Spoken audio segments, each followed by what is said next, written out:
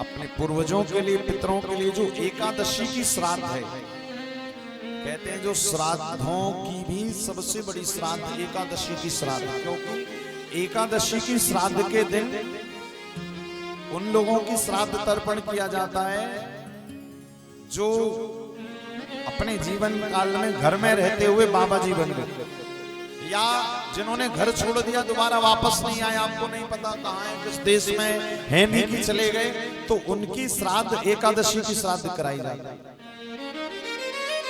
अलग अलग श्राद्धों का अलग अलग महत्व है। जो प्रतिपदा की श्राद्ध होती है, लिखा हुआ है प्रतिपदा की श्राद्ध अच्छी संतान को प्राप्त करने के लिए प्रतिपदा की श्राद्ध की जाती है। सुंदर संतान नहीं, अच्छी संतान, सुयोग्य संतान। द्वितीया की श्राद्ध पुत्री रत्न को प्राप्त करने के लिए,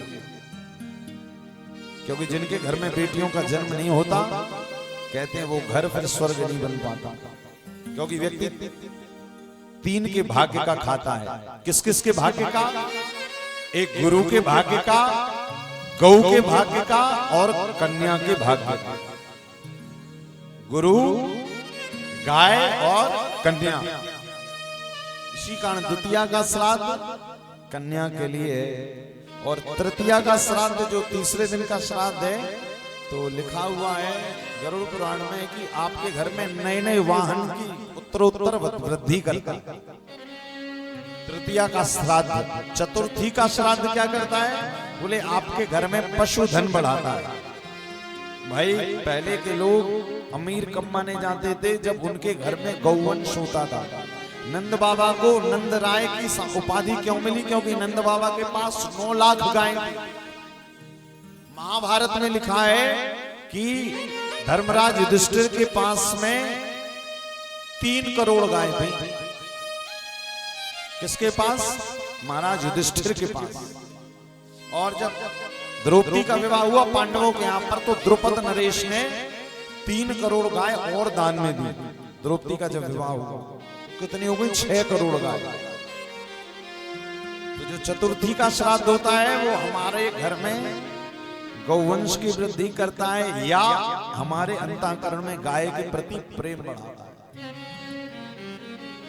और पंचमी का जो श्राद्ध है, वो आपके घर में आज्ञाकारी संतान को जन्म देता, कि आपकी बात माने, बेटा आपकी बात माने। षष्ठी का श्राद्ध क्या करता है? आपके घर में दूध दही की कमी नहीं होने देता। और लिखा है जो सप्तमी का श्राद्ध है, वो आपके घर में उत्तम से उत्तम जो आपके संबंध बनते हैं ना, परिवारी जन, वो उत्तम संबंध बनते हैं, यानी संबंध करके आप प्रसन्न रहते हैं। सप्तमी का श्राद्ध। अष्टमी का श्राद्ध लाभ और व्यापार व्यवसाय में लाभ प्रदान करता है।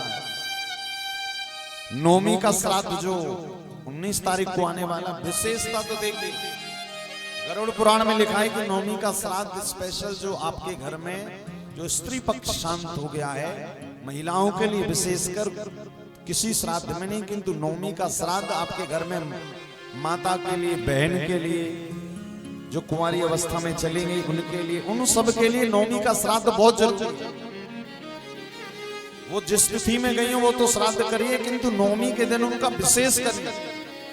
तो नवमी के श्राद्ध की एक तो महिमा है कि जो स्त्री वर्ग घर में चला गया है, तो उनके तृप्ति के लिए तर्पण पिंडदान नवमी का श्राद्ध। और आप किसी संकल्प की सिद्धि के लिए यदि श्राद्ध कर रहे हैं, तो भी आप नवमी का श्राद्ध करेंगे तो आपके संकल्प की सिद्धि हो जाएगी। दशमी का श्राद्ध घर के भाइयों के प्रति प्रेम बढ़ाता है।